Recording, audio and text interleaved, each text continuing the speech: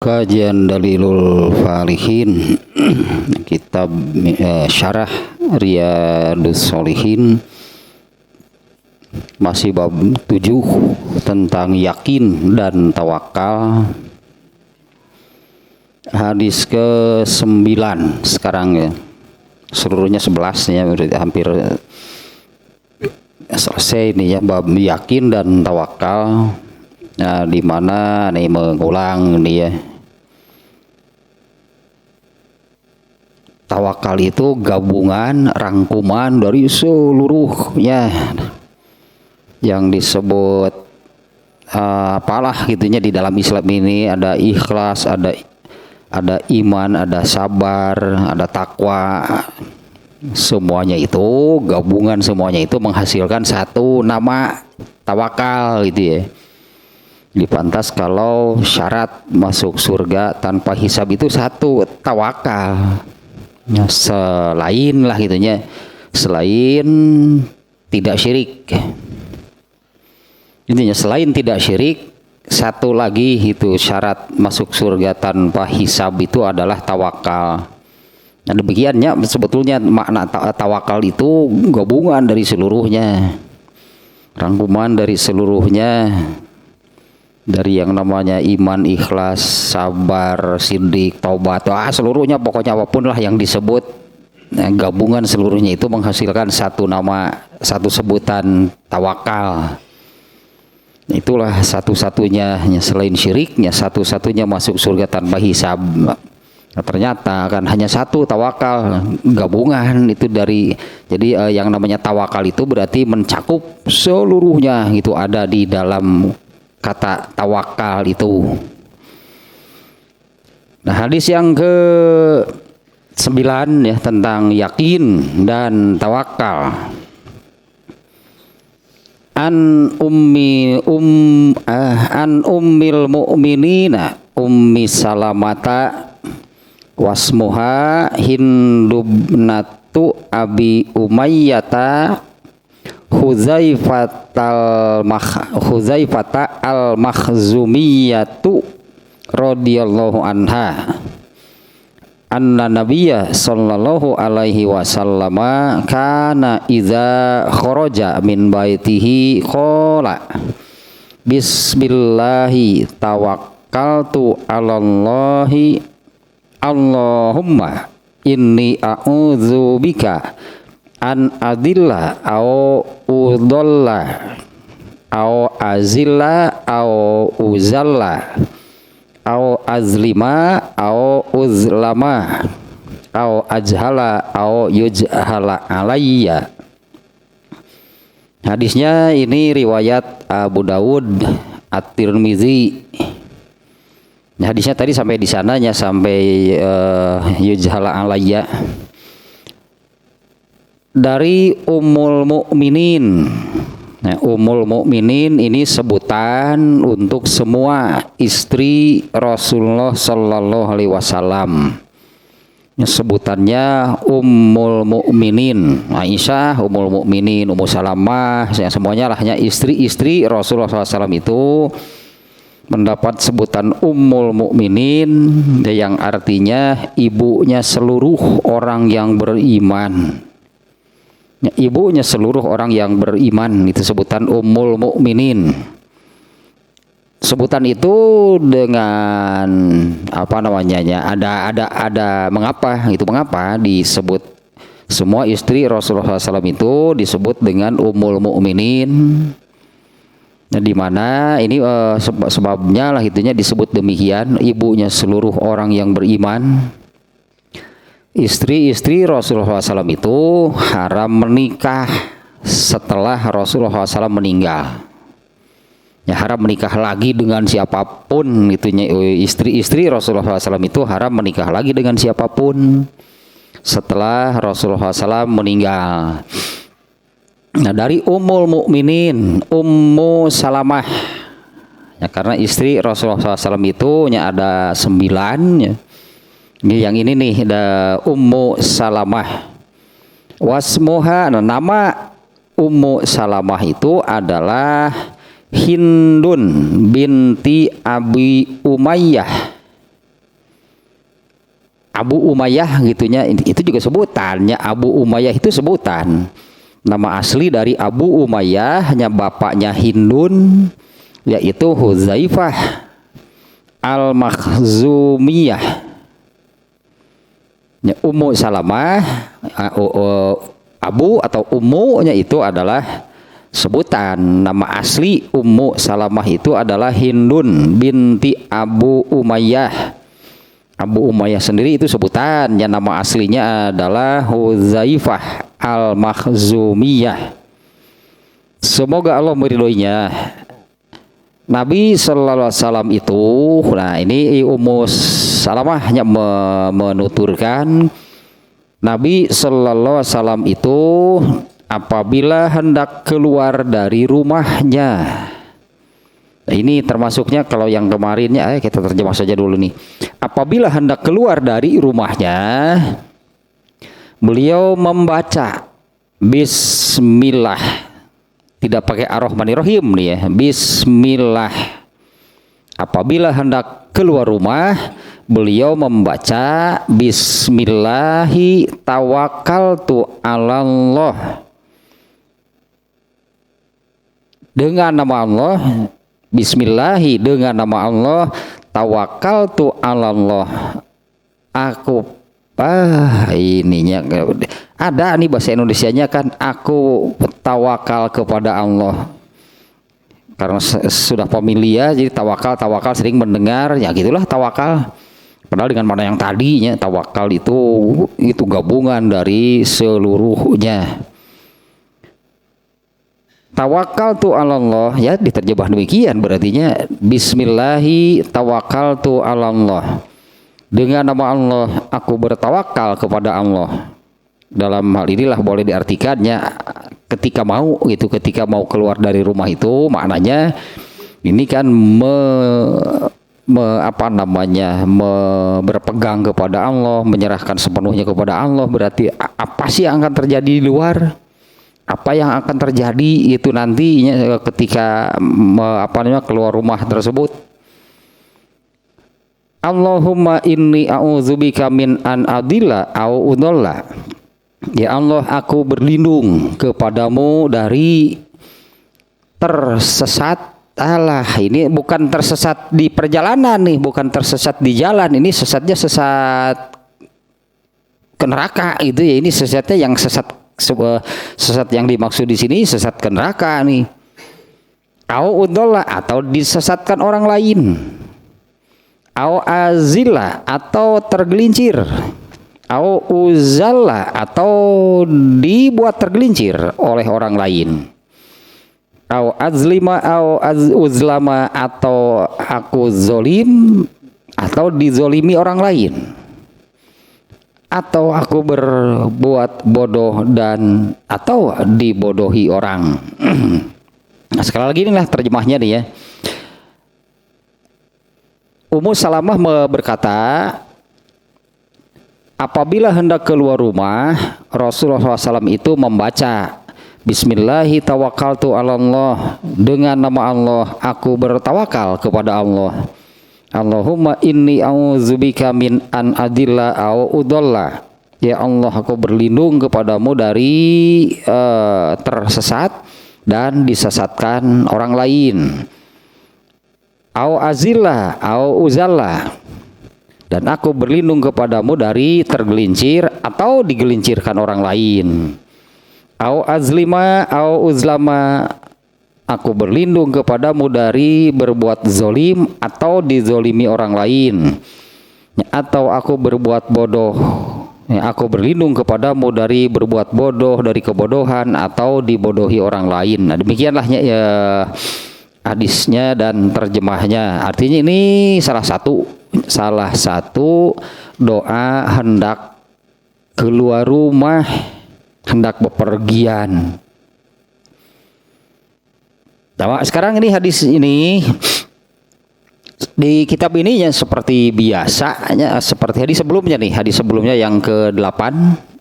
Ini hadis sekarang ini hadis ke-9, hadis ke-8 kemarin kan yang menerangkan peristiwa Rasulullah SAW hijrah. Yang mengisahkannya itu Abu Bakar, ya, pelakunya. Karena Abu Bakar itu kan hijrah ke Madinahnya mendampingi Rasulullah SAW. Nah, kemarin disebut Abu Bakar As-Siddiq. Nah, ada penjelasan sedikitnya tentang Abu Bakar As-Siddiq. Nah, sekarang ini penjelasan tentang Ummu Salamah, ya, istri Rasulullah SAW, ya, Ummul Mukminin Ummu Salamah. Yang pertama tadi tentang namanya, nama yang sebenarnya gitu ya, nama yang sebenarnya itu siapa? Tidak aneh nih kalau di beberapa kitab ada beberapa ulamanya yang berbeda. Ada yang menyebut Hindun lah, ada yang menyebut siapa lagi nih ya? Ada yang menyebut Romlah, ada yang menyebut Hindun, ada yang menyebut Romlah. Itu nama-nama perempuan Islam ya, Betawi dulu. Orang-orang Betawi banyak yang namanya Zainab gitu kan. Zainab, nama-nama perempuan orang Betawi ternyata artinya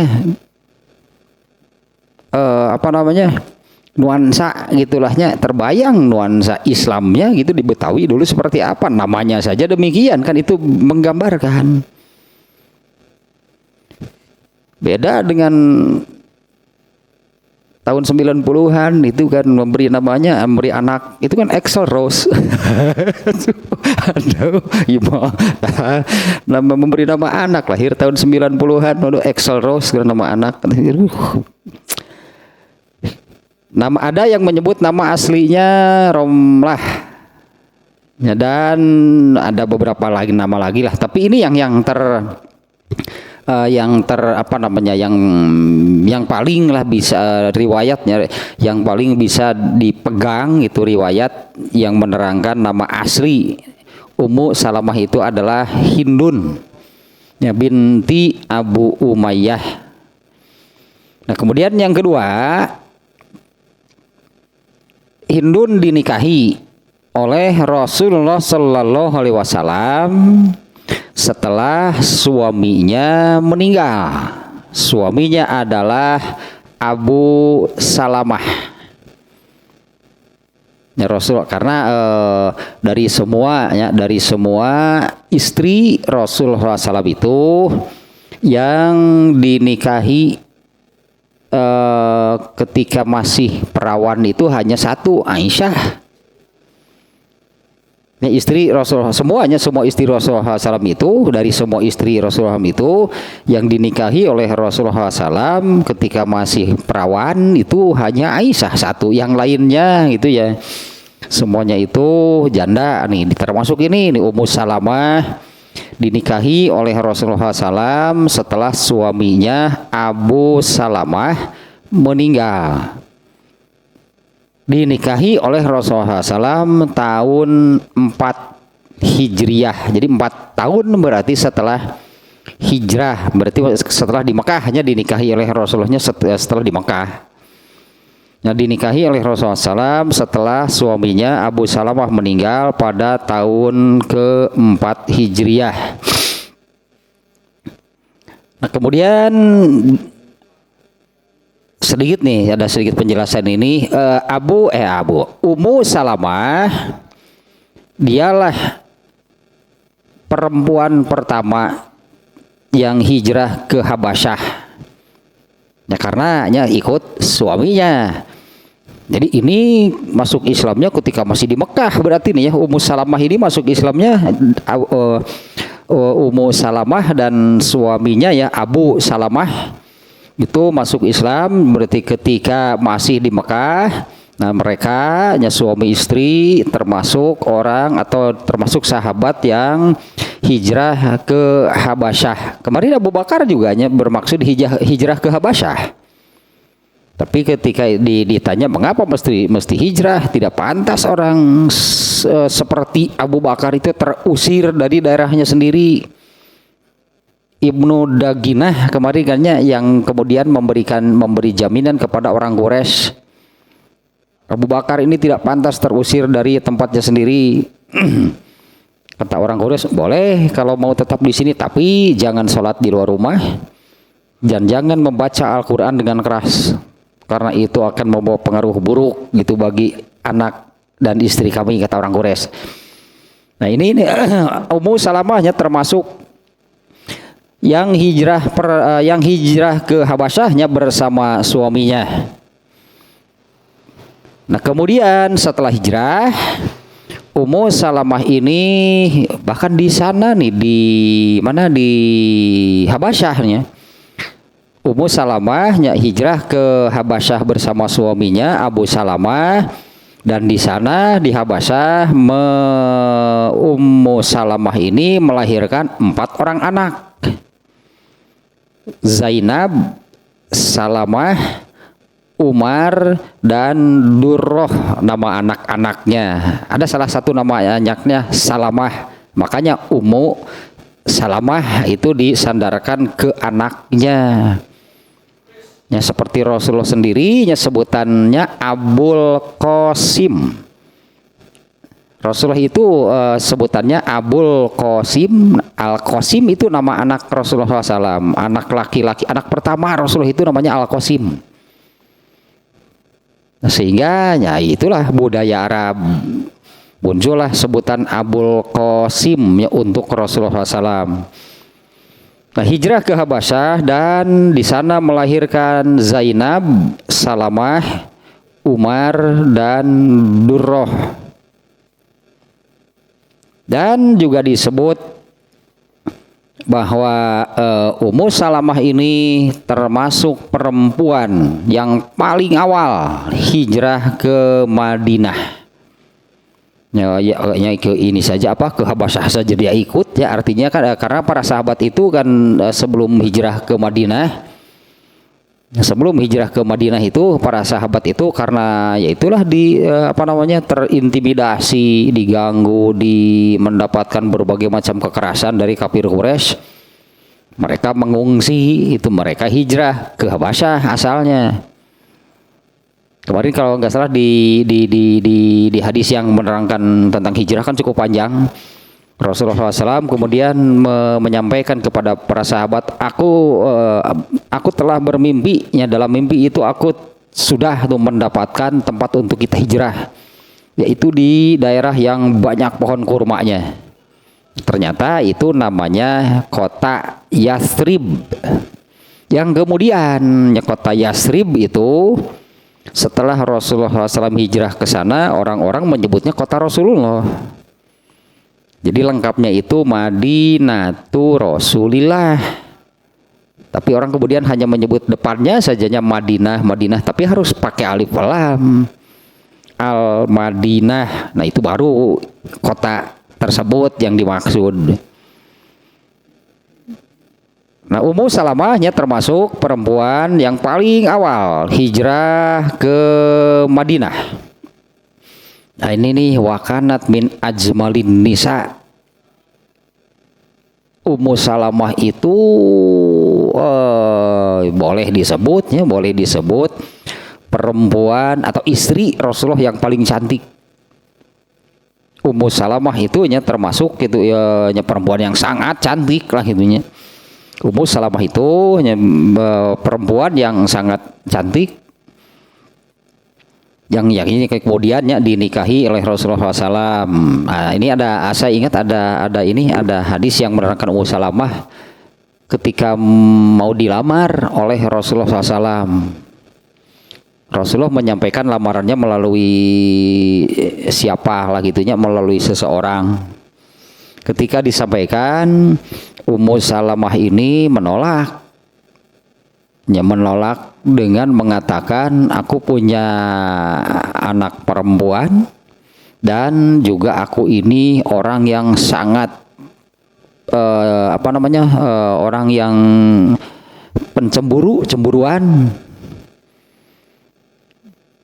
Nah, utusan ini kemudian kembali kepada Rasulullah SAW dengan membawa jawaban itunya seperti yang dikatakan Ummu Salamah.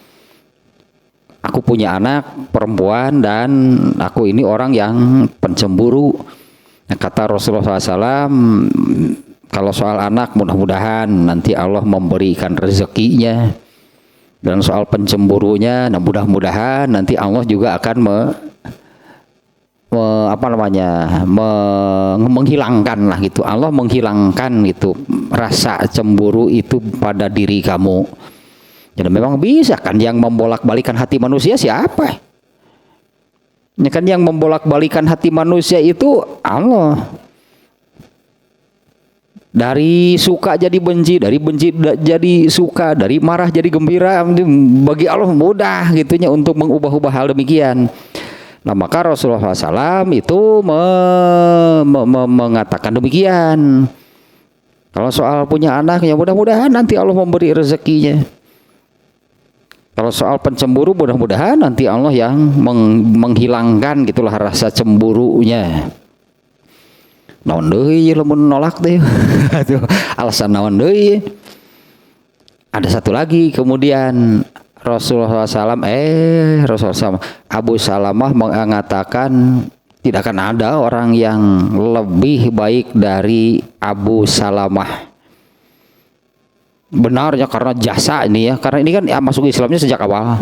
Jadi kontribusi jasanya Abu Salamah untuk Islam itu luar biasa lah besarnya, sangat besar.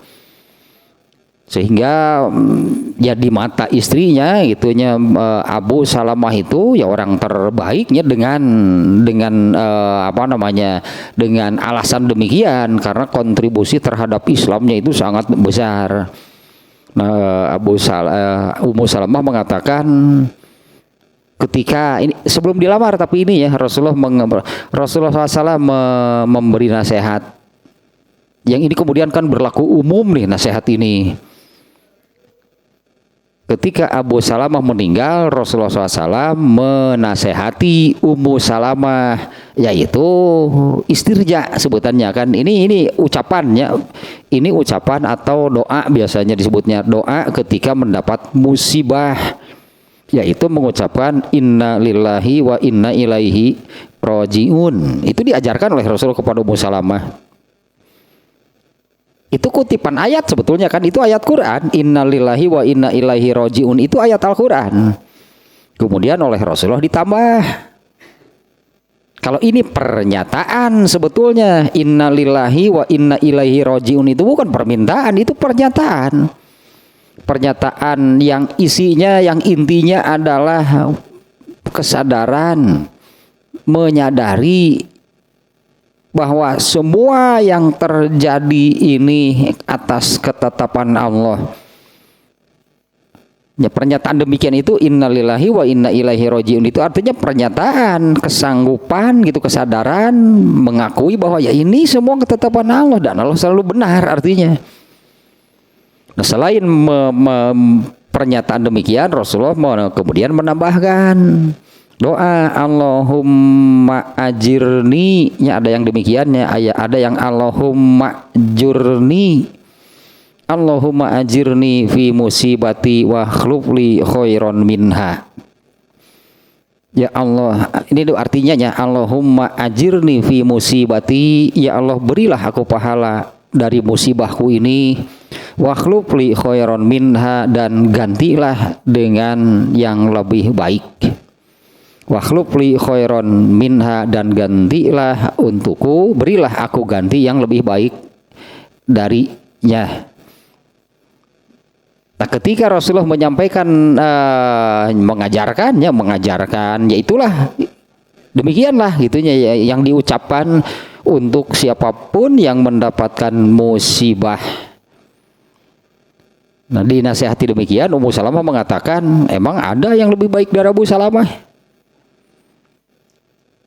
Nah, karena kan isi doanya tadinya Allahumma ajirni fi musibati, ya Allah berilah aku pahala pada musibahku ini, wa khlufli khairon minha, dan berilah aku ganti yang lebih baik. Ummu Salamah mengatakan mana ada, nggak akan ada yang lebih baik dari Abu Salamah, dengan alasan yang tadinya kontribusi terhadap Islam, jasa terhadap Islamnya itu sangat besar. Kemudian dilamarlah oleh Rasulullah. Ayah geningan. Ayah geningan. Ya iyalah, dilamar oleh Rasulullah SAW, pasti kan Rasulullah SAW itu lebih baik dari Abu Salamah. Nah, hanya ada keberatan asalnya, dilamar oleh Rasulullah, siapa yang nggak mau sebetulnya ya. Tapi ini bagaimana dia dengan tadilah ya, saya ini punya anak perempuan yang kemudian saya ini orangnya cemburuan. Nah, ternyata jadi juga ya, soal kalau itu alasannya ya Rasulullah memerintahnya kepada orang yang tadi yang diutusnya itu, sampaikan gitu kepada Ummu Salamah soal anak perempuan itu, mudah-mudahan nanti Allah memberinya rezeki. Nah, soal cemburunya mudah-mudahan nanti Allah bisa menghilangkannya. Nah, kemudian jadilah tadinya dinikahi oleh Rasulullah SAW pada tahun keempat Hijriah, dan Ummu Salamah ini seorang perempuan yang sangat cantik. Nah, itunya Ummu Salamah ini seorang perempuan yang sangat cantik. Nah, kemudian jumlah hadisnya nih ya, seperti juga sahabat-sahabat yang lainnya sebelumnya ya. Jumlah hadis yang diriwayatkan melalui Ummu Salamah seluruhnya ada 378 hadis. Cukup banyak ternyata. Ya, cukup banyaknya hadis yang diriwayatkan melalui Ummu Salamah. Ya, seluruhnya ada 378 hadis. Dari jumlah jumlah sekian ya hadisnya yang muttafaq alaih, artinya hadisnya dari Ummu Salamah diriwayatkan oleh Bukhari dan Muslim, itu ada 13 hadis. Kemudian yang diriwayatkan oleh Imam Bukhari saja, tidak diriwayatkan oleh Imam Muslim, itu ada 3 hadis. Dan yang diriwayatkan oleh Imam Muslim saja, tidak diriwayatkan oleh Imam Bukhari, ada 13 hadis. Ummu Salamah sendiri meninggal pada tahun 62 Hijriah. Cukup panjang berarti kannya umurnya, meninggalnya tahun 62 Hijriah. Dinikahi oleh Rasulullah saja tadi itu sudah punya anak berapa? Tahun keempat Hijriah. Berarti kalau dikurangi waktu Rasulullah meninggal itu kan tahun 10 Hijriahnya. Rasulullah meninggal itu tahun 10 Hijriah. Ummu Salamah meninggal tahun 62 Hijriah. Berarti sejak Rasulullah SAW meninggal, Ummu Salamah itu hidupnya 52 tahun berarti. Ya, setelah Rasulullah SAW meninggalnya, Ummu Salamah itu hidup 52 tahun, ya, meninggal tahun 62 Hijriah. Ya, biasa nih tahun meninggal mah ada yang menyebut 61, ada yang menyebut tahun 60 ada. Dan dimakamkan di kuburan Baqi. Ya, Baqi itu adalah kuburan di Madinah yang sampai hari ini ada. Itu persis di samping Masjid Nabawi ada kuburan umum, ya, kuburan Baqi. Orang Madinah diantaranya, ya, bukan hanya satu sih. Diantaranya gitu orang Madinah itu kalau mengubur jenazah itu di kuburan Baqi sampai sekarang. Banyak dan sahabat ya yang dikuburkan di Baqi itu banyak. Jadi kuburkan di Baqi. Dan Ummu Salamah ini termasuk yang diberi umur panjang oleh Allah. Umurnya adalah 90 tahun. Wa asyat tis'ina sanatan. Ummu Salamah itu berusia 90 tahun. Dan dia adalah Ummul Mukminin terakhir yang meninggal. Di istri Rasulullah SAW yang terakhir meninggal itu adalah Ummu Salamah, tahun 62 Hijriah dalam usia 90 tahun. Cukup panjang berarti ininya umurnya, umur Ummu Salamah meninggalnya tahun 62 Hijriah dalam usia 90 tahun. Nah, kemudian tentang isi hadisnya sekarang ya. Isi hadisnya kan Ummu Salamah hanya yang menuturkan ini isi hadisnya. Ummu Salamah mengatakan ketika hendak keluar rumah Rasulullah SAW itu membaca. Nah dengan bacaan atau doa dimulai dengan Bismillahirrahmanirrahim dan selanjutnya. Nah pada lafaz yang lain, ya, pada lafaz yang lain, yaitu pada hadis riwayat Abu Daud,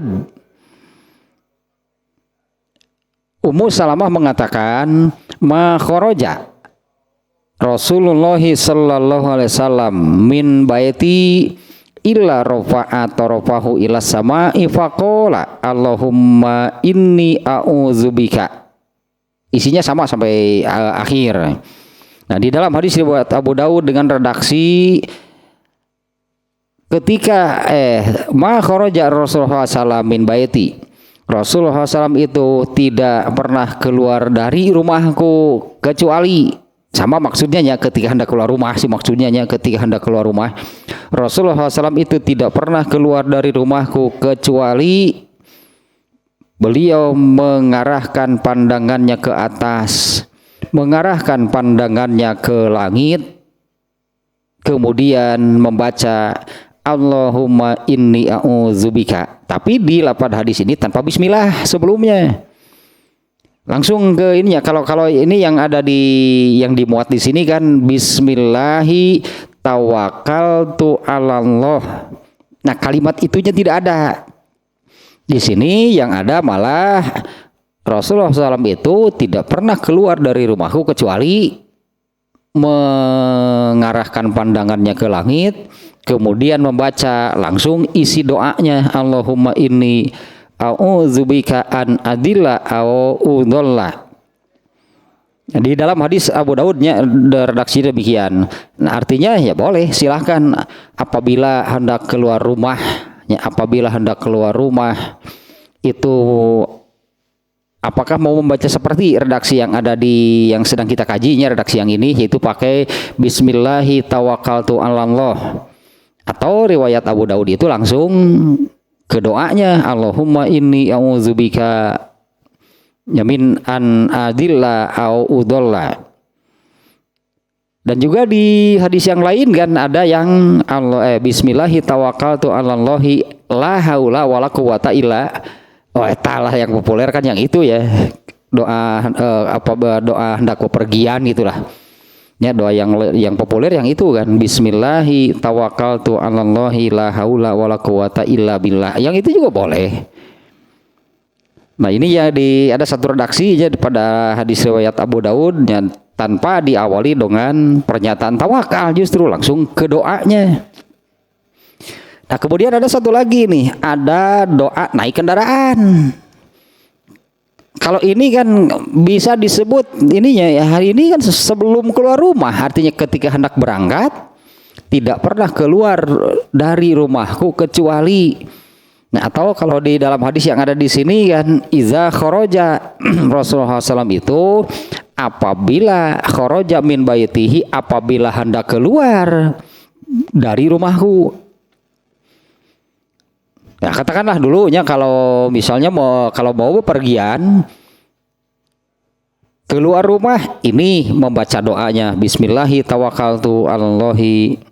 Kalau mau yang sudah kita hafalnya, yang suka kita amalkan, yang itu kan yang populernya Bismillahi tawakkaltu 'alallahi la haula wala quwata illa billah. Nah, doa ini ada doa lagi ketika sudah di atas kendaraan sebelum laju gitu ya.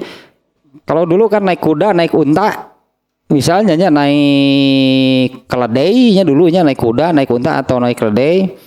Nah, setelah berada di atas kendaraan, itu juga ada doanya. Doanya yang ini nih, Subhanallazi sakhkhara lana hadza wa ma kunna lahu muqrinin wa inna ila rabbina lamunqalibun. Itu doa setelah berada di atas kendaraan. Kalau ini kan belum. Kalau ini bisa dibaca ketika sebelum keluar rumah.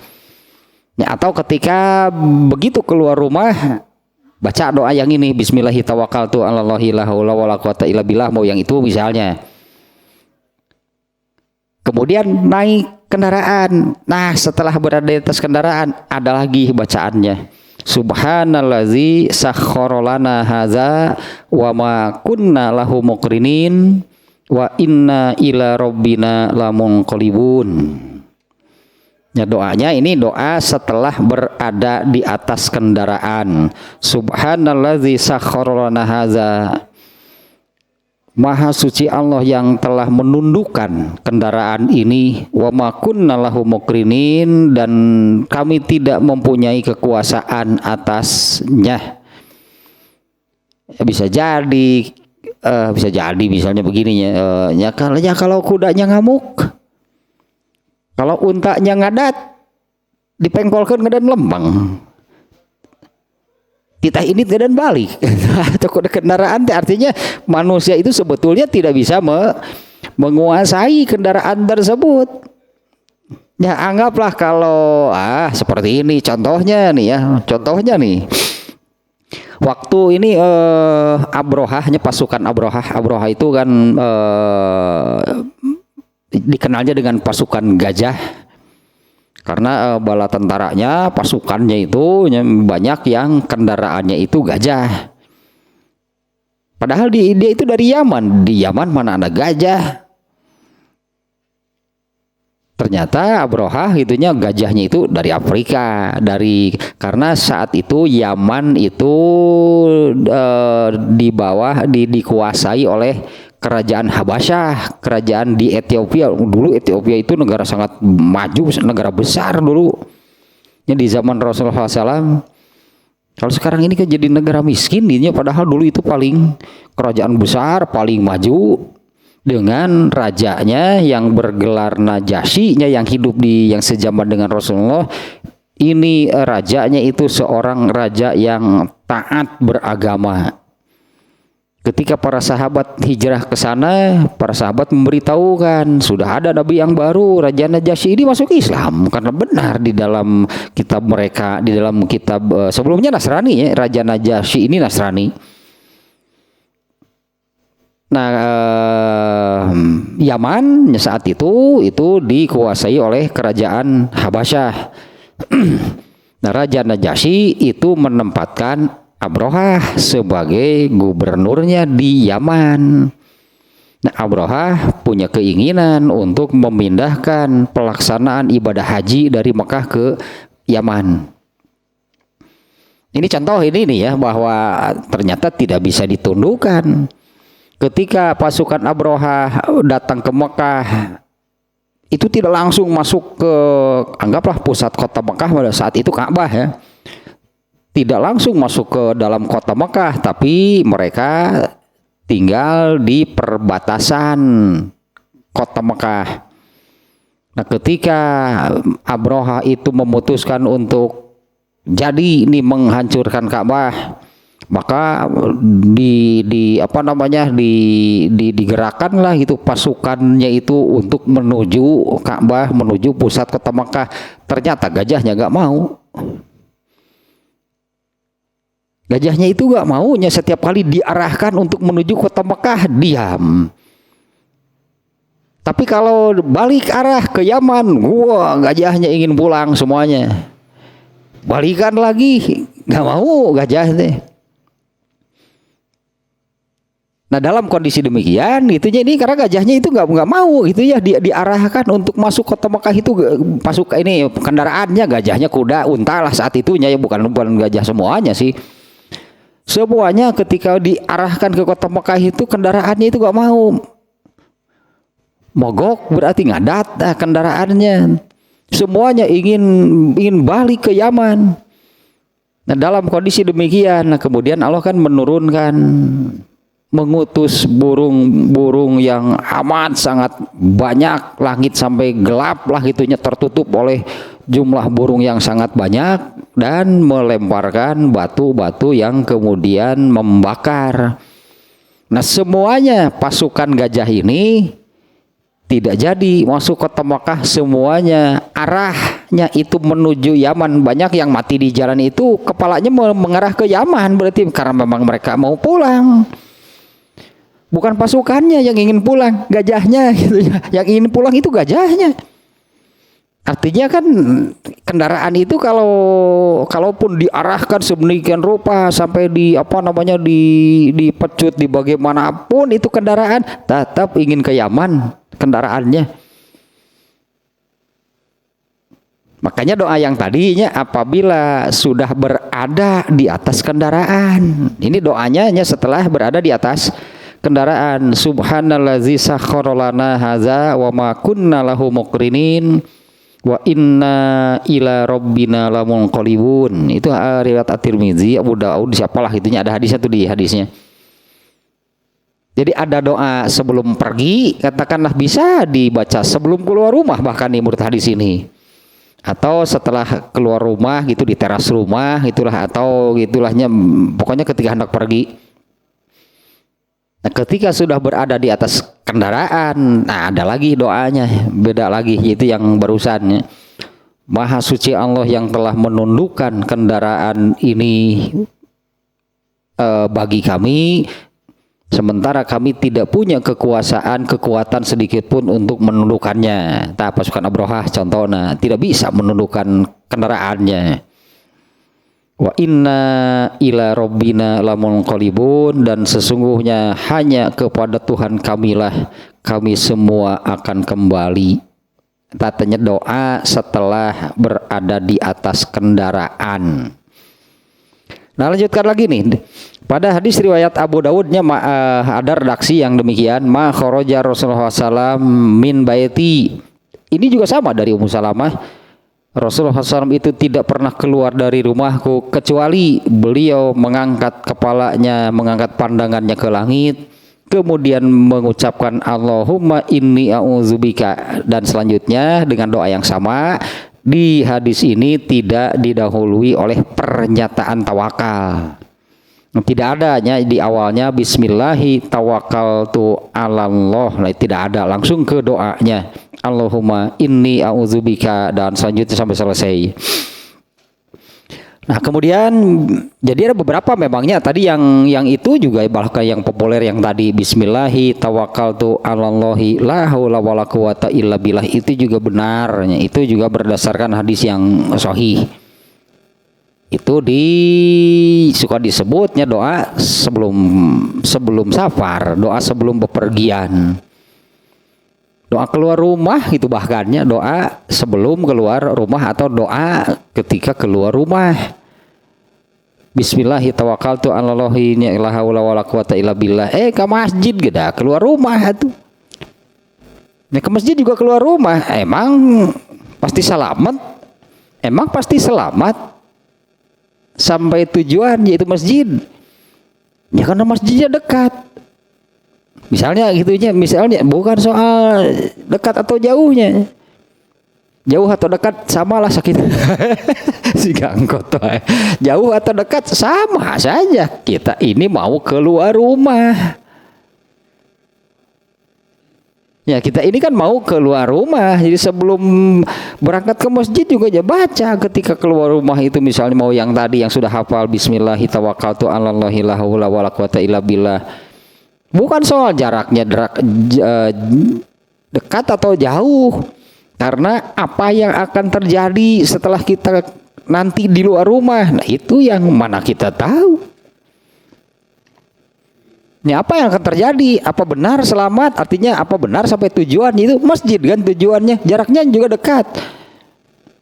Emang celaka atau maut itu kan siapa yang tahu? Ini celaka bahkan maut itu siapa yang tahu? Meskipun masjid itu dekat dari rumah, itu hanya ya 5 langkah dari rumah lah pokoknya. Masjid hanya nyata di langkah ketiga cilakaan teh. Sudah meninggalkan rumah, belum sampai ke masjid celaka, padahal sangat dekat. Kenapa tidak? Ya kenapa tidaknya kemungkinan terjadi demikian? Nah, bacalah itu doanya ketika hendak ini berarti sering-seringnya, kalau sehari 5 kali itu kan keluar rumah menuju masjid, ya bacalah apabila keluar dari rumah itu ini pernyataan tawakal ini. Nah, maknanya sekarang makna hadis makna yang ada di sini ini apa sih doanya gitu ya. Kalau awalnya pernyataan tawakalnya bismillahi tawakkaltu 'alallah. Itu yang tadi sebetulnya soal tawakal mah. Bismillahi, dengan nama Allah, tawakkaltu 'alallah, aku bertawakal kepada Allah. Ya, dengan definisinya sudah jelas gitunya, kemudian makna tawakalnya juga sudah cukup jelasnya menurut saya nih ya, yaitu yang tadinya tawakal itu gabungan dari seluruhnya. Ya, gabungan itu dari seluruhnya. Semuanya itu menghasilkan satu kata, itu tawakal, di mana inilah satu-satunya selain terbebas dari kemusyrikan, inilah satu-satunya syarat masuk surga tanpa hisab itu adalah tawakal. Nah, ternyata kan seluruhnya berarti Islam seluruhnya. Tawakal itu unsur-unsurnya itu semuanya lah pokoknya yang ada di dalam Islam itu, itulah unsur tawakal. Ya, tawakal ini gabungan rangkuman dari seluruhnya. Nah, berarti kan ketika mau keluar rumah itu bismillahi, dengan nama Allah, tawakkaltu 'alallah, aku bertawakal kepada Allah. Kan makna demikian itu, aku bertawakal kepada Allah. Kalau makna mudahnya dengan yang aku bertawakal kepada Allah itu, makna mudahnya saya katakanlahnya, makna mudahnya adalah kita serahkan kepada Allah apa yang akan terjadi nanti setelah kita keluar dari rumah.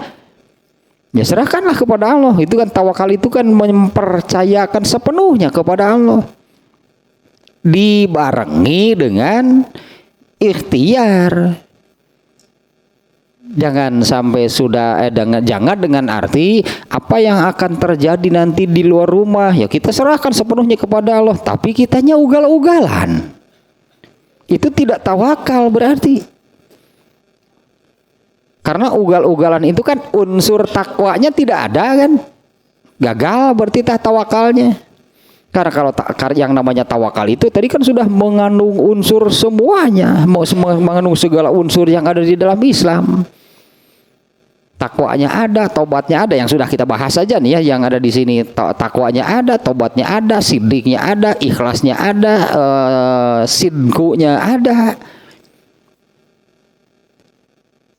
Jadi tidak berlaku tawakal di situ apabila mengucapkan bismillahi tawakkaltu, dengan nama Allah aku serahkan sepenuhnya kepada Allah. Makna mudahnya adalah gitunya, apa yang akan terjadi setelah kita keluar dari rumah ya kita serahkan kepada Allah. Tapi kan tawakal itu disertai dengan ikhtiar, disertai dengan ya beramal sesuai dengan ketentuan Allah.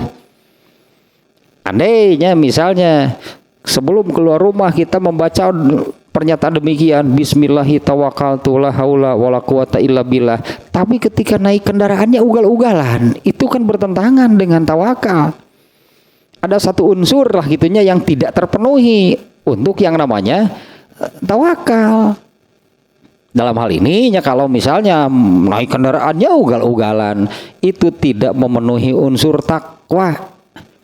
Ya, karena arti takwa itu adalah menyelamatkan diri, menjauhkan diri dari kecelakaan atau sesuatu yang bisa membawa kepada kecelakaan. Yang namanya takwa itu hindari yang demikian. Nah, ini naik kendaraannya ugal-ugalan, mana ada tawakal begitu. Ya, menyerahkan sepenuhnya kepada Allah, ya. Tapi kan ada dua halnya, mempercayakan sepenuhnya, menyerahkan sepenuhnya, segala-galanya kepada Allah kan dibarengi dua kan yang menyertai membarenginya.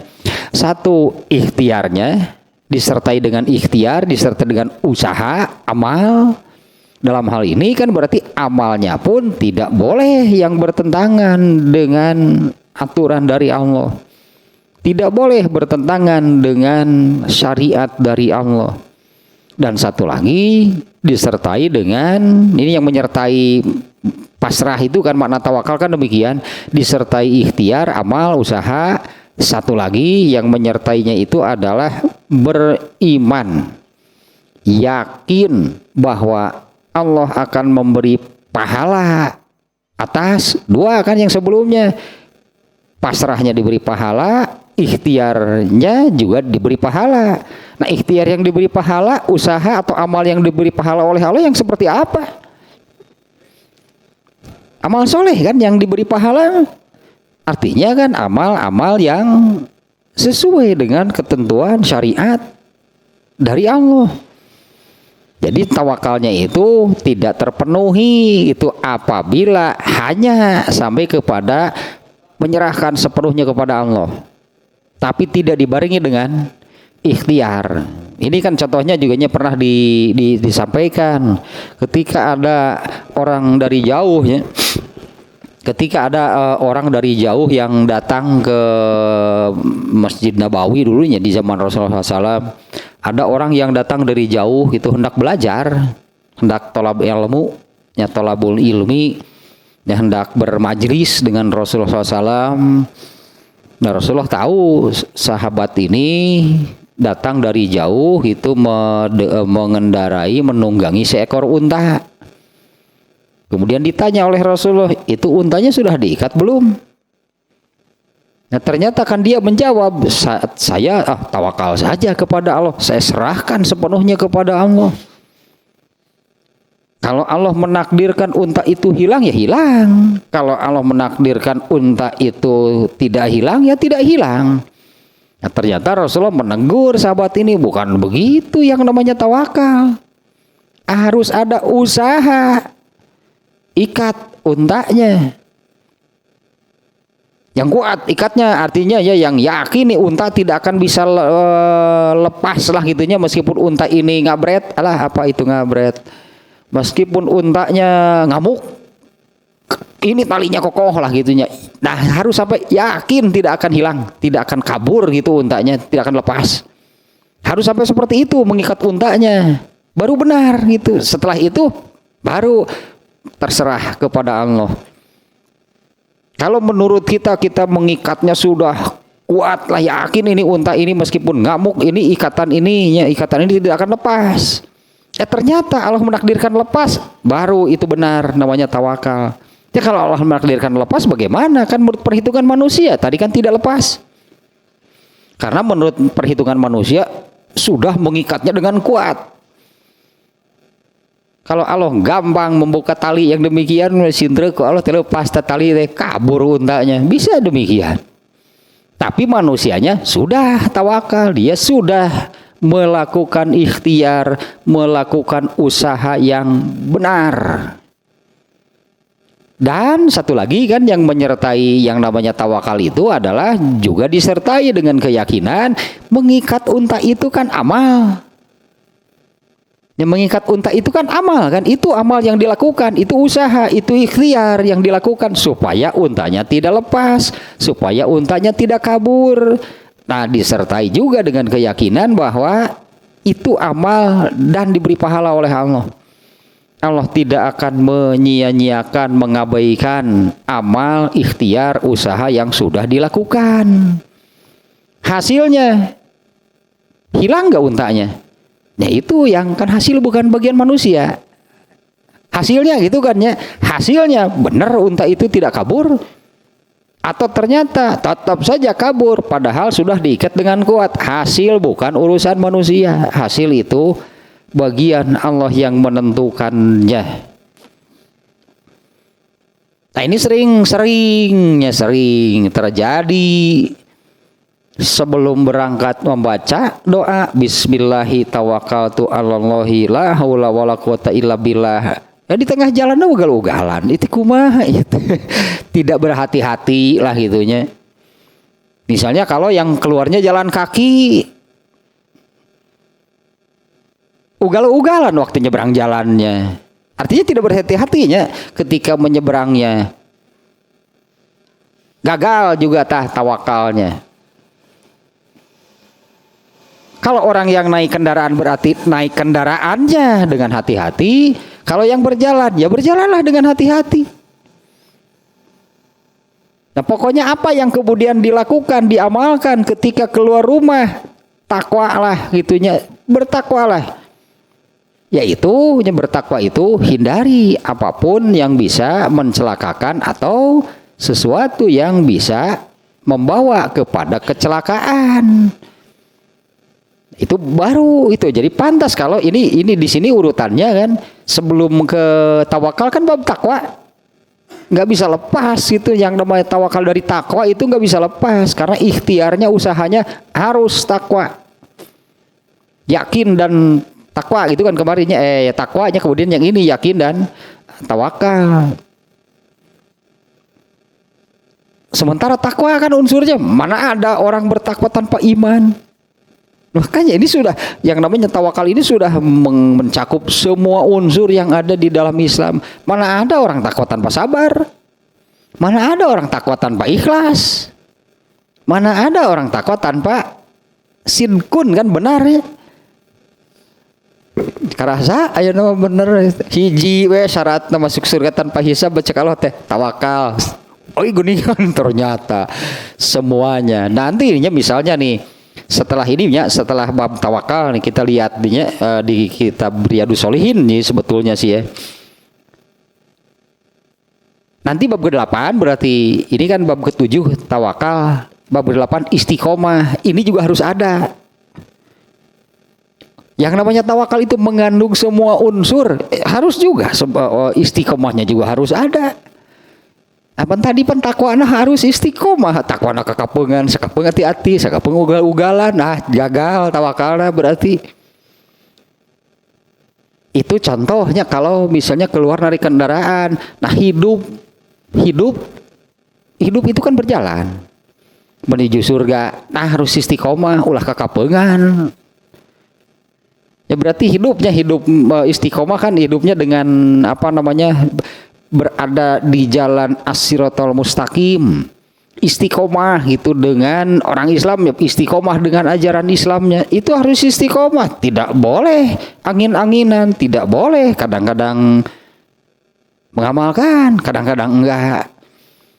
Ini cikgu tadi itu kadang-kadang hati-hati naik kendaraan teh, kadang-kadang ugal-ugalan. Can istiqomah berarti nggak gagal, berarti tawakalnya harus. Nah, ini nantinya berikutnya coba kita lihat nih judulnya saja nih ya di daftar isinya nih. Istiqomah, kemudian at-tafkiru fi azimi makhluqatillah wa fina'i dunya wa ahwalil akhirah. Bab ke-9 nanti berarti ini judulnya panjang nih.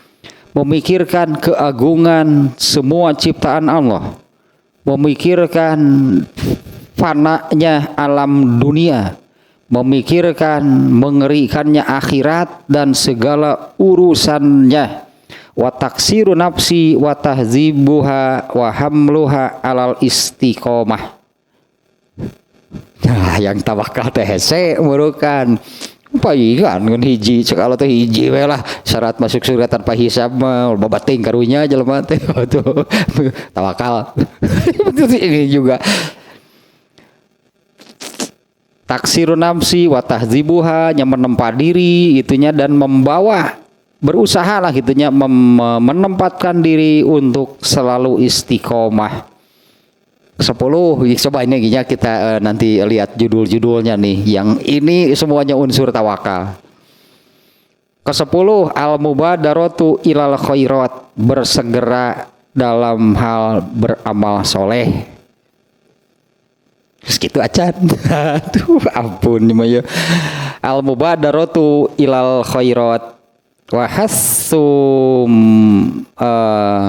hassum min tawajjuhin li khairin alal iqbali alaihi bil jadi min goiri taraddudin, dan mendorongnya untuk mengarahkan diri kepada kebaikan amal soleh ya, dan menerimanya dan juga menerimanya dengan kesungguhan tanpa keraguan. Aduh, nanti bab ke-11-nya mujahadah, bersungguh-sungguh. Bab ke-13 al-hasu alal izdiyadi minal khairi,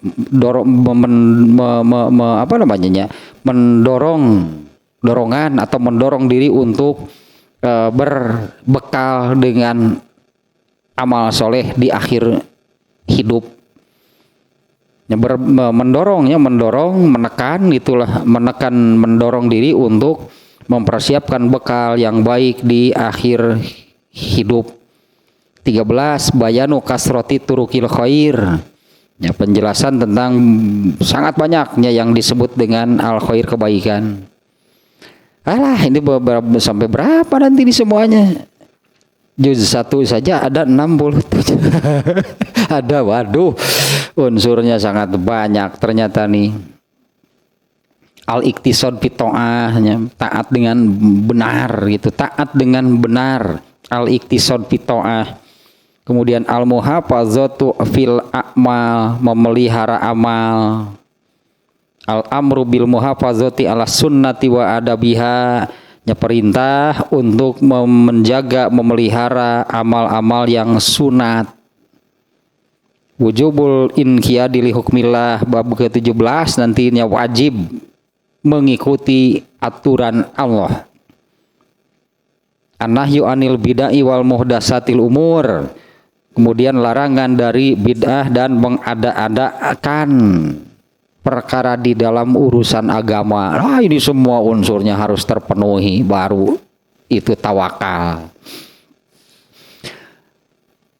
Nah, mana hadisnya? Kalau mau yang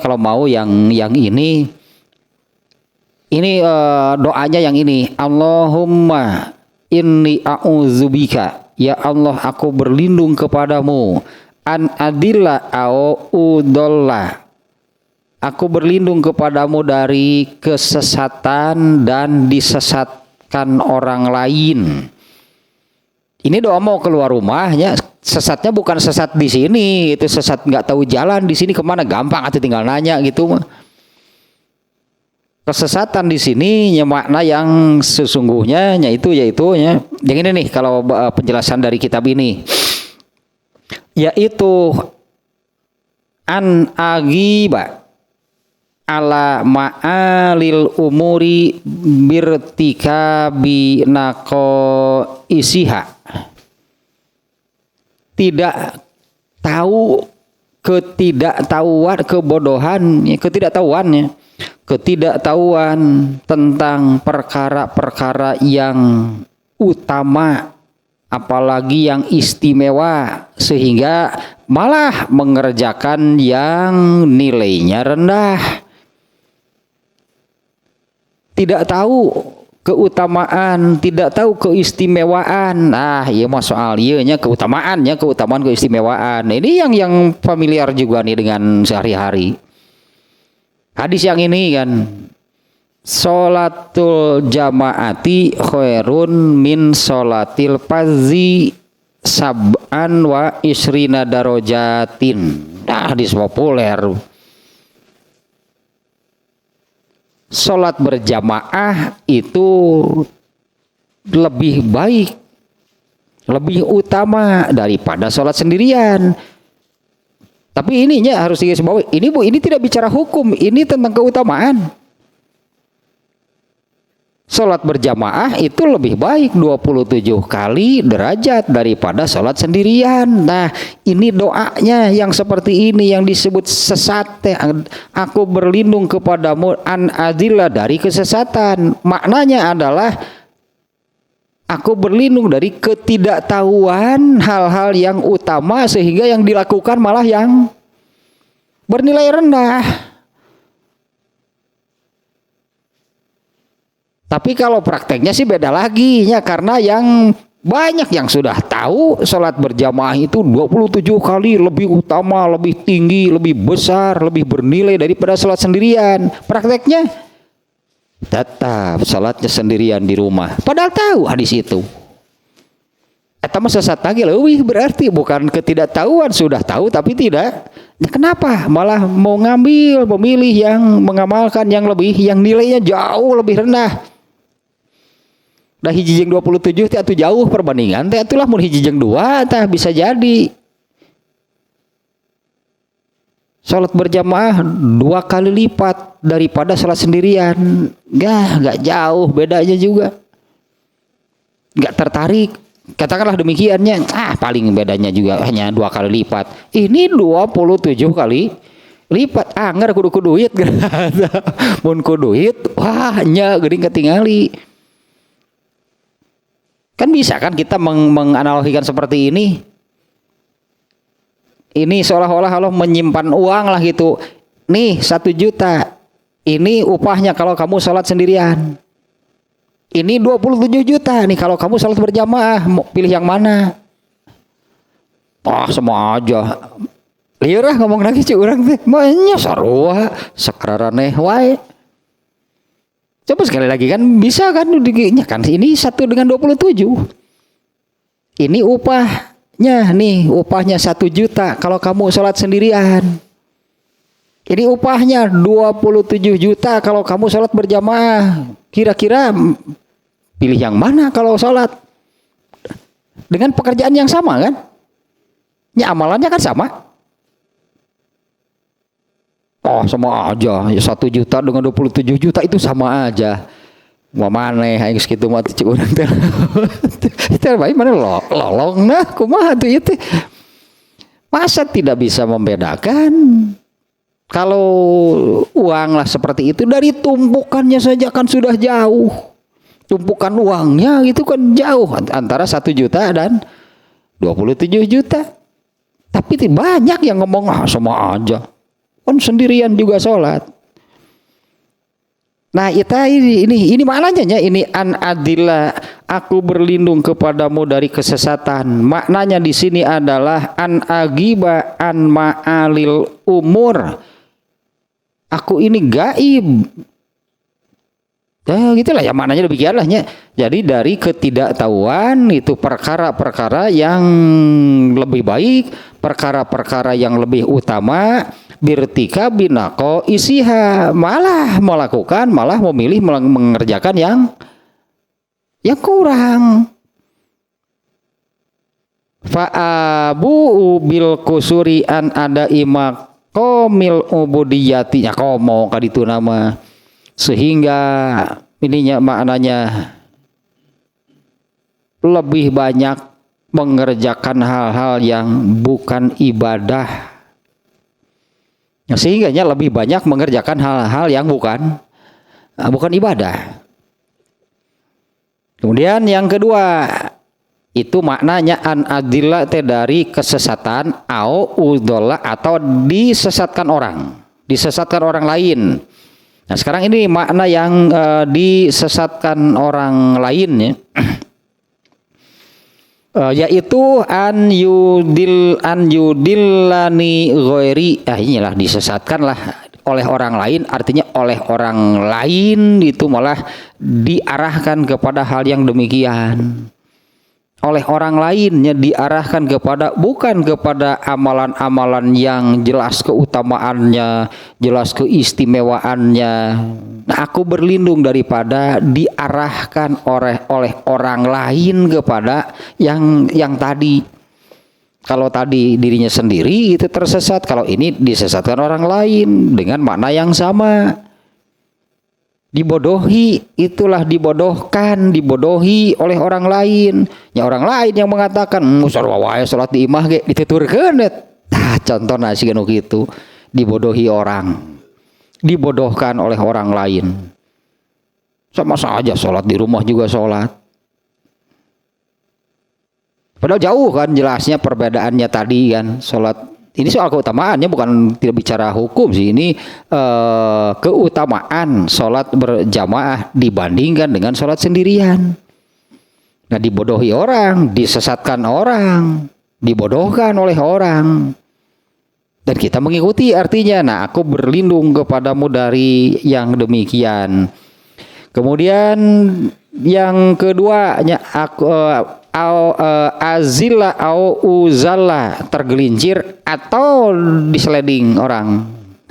Gitu kan, tergelincir jatuh, diseleding ku batur ya jatuh sama nya nu ti seureuleuh nu ti sorodot pan labuh sorangan anu diseleding sarua eta mah dijatuhkan orang nu eta mah. Nah dari tergelincirnya di sini maknanya ae anzilu anit tariqil mustaqimati ila hawati diddiha ghalabatul hawa angger kadinya deui nya kana al hawa deui musuh terbesar teh manusia teh. Ya aku keluar dari jalan yang istiqomah kepada jalan sebaliknya, yaitu dikalahkan oleh al hawa. Ini makna tergelincirnya an azila. Aku apa namanya kalau kereta api mah anjlok. Ya kereta api itu kan keluar dari relnya gitu telah. Tapi keluar dari relnya teh as-siratal mustaqim. Ya aku keluar itunya terpeleset keluar dari jalan yang lurus as-siratal mustaqim kepada jalan sebaliknya ghalabatul hawa nya yaitu nya dikalahkan oleh al hawa. Au al-i'radu an asbabit taqwa, atau aku ini berpaling dari tadi tah amalan-amalan ketakwaan. Berpaling atau jauh itunya, jauh keluar atau tidak beramal, itu amal-amal yang bernilai ketakwaan. Tidak hati-hati teh berarti. Wal inhimaku fi tahsilid dunya, tak keluar dari ini luar biasa nih ya maknanya tergelincir teh kieu geuningan ya doa teh ya makna tergelincir di doa yang ada di sini nih, yaitu anjlok keluar itu dari as-siratal mustaqim menuju kepada kebalikannya yaitu jalan yang dikuasai oleh al hawa, atau maknanya itu berpaling atau keluar dari amalan-amalan ketakwaan dan bersungguh-sungguh justru itu tidak malah justru malah bersungguh-sungguh tekun rajinnya itu fitahsilid dunya dalam menghasilkan hal-hal keduniaan. Atau digelincirkan orang, ya orang lain berarti yang mengajak, mengarahkan, membawa kepada dari mengikuti lah orang yang mengajak, mengarahkan kepada hal yang demikian. Kemudian satu lagi azlima uzlama, atau berbuat zolim. Yang zolim itu definisinya kan wad syai'i fi ghairi mahalli, atau aku berbuat zolim yaitu ya tidak berbuat, tidak beramal sesuai dengan kemestiannya, itulah tidak berbuat, tidak beramal sesuai dengan kemestiannya. Itu yang tadi yang disebut sebelumnya. Ya, harus kalau dari awal mah tadi tanya harus tahu berarti kan urusan-urusan yang yang lebih utama, urusan-urusan yang bernilai. Nah, kalau zolim itu 1 dengan 27 tetap milih 1, zolim berarti tidak menempatkan diri sesuai dengan kemestiannya. Karena siapapun akan merasa heran, itulah sebetulnya siapapun akan merasa heran, siapapun akan terperangah ya bahasanya mungkinnya. Kalau dianalogikan demikian, kamu dengan amalan yang sama tapi yang satu upahnya 1 juta, yang satu 27 juta, amalannya sama. Tapi tetap pilih yang satu. Itu ari nu kitu teh zalim, nu kitu teh nyata zalim teh maknya tuh. Si coba tempatkan itu pada kemestiannya. Pira ku disebut coba pakai akalnya yang benar. Coba lihat gitunya dengan seksama. 1 dengan 27 itu sama atau beda? Itu termasuk berarti nu kadieu teh bahkan sampai kepada hal yang demikian. Ya termasuk kepada wad'u syai'i fi ghairi mahalli. atau dizolimi orang lain baik secara fisik ataupun lah itunya dibawa diarahkan ya keluar tadi dari jalan yang istiqomah menuju kepada jalan yang dikuasai oleh al-hawa. Ya, dan berpaling gitu dari amalan-amalan ketakwaan, justru malah sibuknya, bersungguh-sungguhnya, rajin dan tekunnya kepada hal-hal yang hanya menghasilkan urusan keduniaan. Nah sampai di situnya dan wa ajhala dan ujhala atau ini satu lagi, aku berlindung daripada kebodohan dan dibodohi orang. Yang terakhirnya an ajhala dan yujhala alayya. Ini maknanya adalah ajhalul haqqal wajib alayya, bodoh tidak tahu dari al-haq yang wajib atasku. Atau al-haq itu kan sesungguhnya wajib bagi seluruh manusia. Al-haq itu wajib bagi seluruh manusia. Yang tidak mengikuti al-haq ya berarti kan akan diazab oleh Allah karena wajib mengikuti al-haq. Ini doanya, aku berlindung kepadamu dari an ajhala, dari bodoh. Bodoh hal apa? Yaitu ajhalul haqqal wajib alayya. Aku bodoh, aku tidak tahu dari al-haq yang wajib atasku. Aw yujhala alayya, atau dibodohi orang. Atau dibodohi orang, ditipu orang itu kan, sehingga jadi tidak tahu al-haq yang sebetulnya wajib atas dirinya. Nah itu tah makna doanya sampai di sini. Ini doa ketika hendak keluar rumah. Yang lebih populer kan yang tadinya bismillahi tawakkaltu 'alallahi la haula wala quwata illa billah. Nah, kalau yang tadi ada lagi doa setelah naik kendaraan, setelah berada di atas kendaraan. Berarti ada dua doanya ketika hendak bepergian, yang ini, dan ada doa khusus ketika sudah berada di atas kendaraan. Ya atulah kalau naik motor, naik mobil masa memeh di starter teh doa heula atuh gitu. Ya, sebelumnya menghidupkan motor atau mobil gitu, itu berdoa dulu. Karena hakikat nama tadi dak onta ge geuningan gajah ge moungeun da ku Allah diarahkeun ka Yaman sebetulnya. Padahal oleh Abraha itu diarahkan supaya mengarah ke kota Mekah. Enggak mau ke sana, tetap ingin pulang ke Yaman. Allah sebetulnya yang menguasainya. Ya, ini kendaraan juga sama kan, beda modelnya saja. Kalau dulu gajah, sekarang kan bus.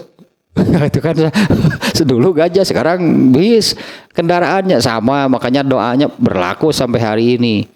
Maha suci Allah yang telah menundukkan kendaraan ini atas kami, dan sesungguhnya kami tidak mempunyai kekuasaan itunya untuk hal tersebut.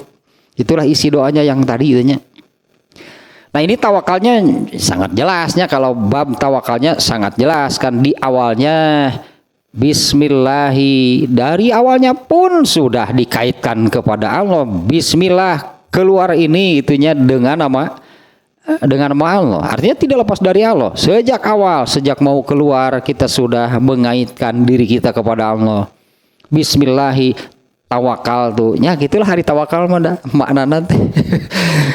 Sebelum keluar rumah, ini bukan contoh yang tadinya, sebelum keluar rumah membaca Bismillahi tawakal tuh, naik kendaraan ugal-ugalan, tawakalnya di mana? Tadi kan baca apa gitu? Tadi baca apa sebelum pergi? Tawakal tuh ala Allah. Tapi setelah ini kan doa keluar rumahnya, setelah berada di luar rumah tidak ada unsur takwanya. Tidak berhati-hati, tidak bertakwa, karena makna tawakal yang sesungguhnya kan yakin bahwa usaha, ikhtiar atau amalnya itu akan diberi pahala. Gugur berarti kan tawakalnya hanya cek Allah telah, tawakalnya hanya di bibir itu eta mah hanya lip service, mana bukti nama amalnya enggak menunjukkan dia itu tawakal. Gugur berarti disebut teh, gugur tawakalnya. Mau jadi ke surga tanpa hisab teh tah. Tungtung nama Teruslah dua hiji tanya, karena makna tawakalnya sudah sangat jelasnya, yaitu sebelum pergi itu pasrah, serahkan sepenuhnya kepada Allah, disertai dengan berhati-hatilah, bertakwalah, istiqomahlah, sidiklah, imanlah, tobatlah, dan semuanya ketika sudah berada di luar rumah.